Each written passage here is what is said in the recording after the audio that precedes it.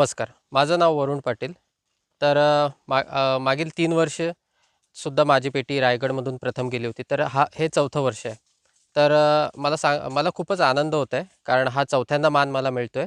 तर साधारण आपण आज हापूसचे 2 डझनचे 4 बॉक्स, तर केशरचा 1 बॉक्स अशी तोडणी करून आपण मार्केटला रवाना करतोय.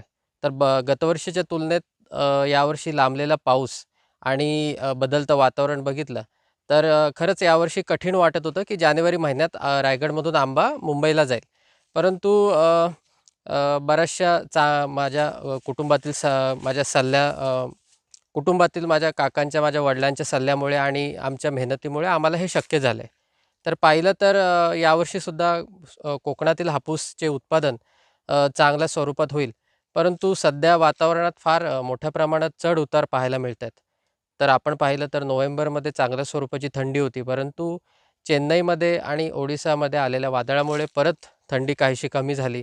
त्याचा कुठेसा परिणाम झालेला दिसतोय. मग थोडक्यात वातावरणातील बदल हापूससाठी थोडे धोकादायक आहेत. कारण हापूस आंब्याचं उत्पादन घ्यायचं असेल तर वातावरणाची साथ ही नेहमीच आवश्यक असते. काही वर्ष आपण बघतोय की अनियमित पाऊस, अनियमित थंडी, तसेच अनियमित अचानक वाढलेली उष्णता याच्यामुळे हापूसचं उत्पादन सुमारे 30% ते 40% घटलेलं आहे. यावर्षी सुरुवातीला आपण मोहर भरपूर पाहिला. रायगड जिल्ह्यामध्ये, रत्नागिरीमध्ये, सिंधुदुर्गमध्ये. परंतु खरी परिस्थिती आपल्याला ही फेब्रुवारीतच कळेल, की यावर्षी आंब्याचं उत्पादन किती असणार आहे. आणि हापूस बघितला तर हापूस हा फक्त कोकणातलाच. आणि दुसरं असं हापूससाठी आता नवीन चॅलेंज आलंय, की इतर प्रांतांमधून येणारा आंबा हापूसच्या नावाखाली विक्री होत आहे.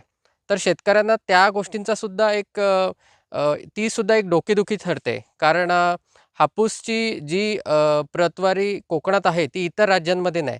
कुठेतरी ग्राहकांची फसवणूक होते.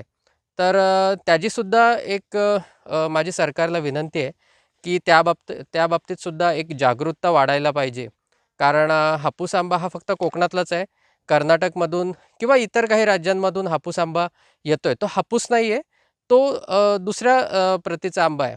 तर त्याची कुठेतरी त्यांच्यावर सुद्धा कारवाई व्हायला पाहिजे.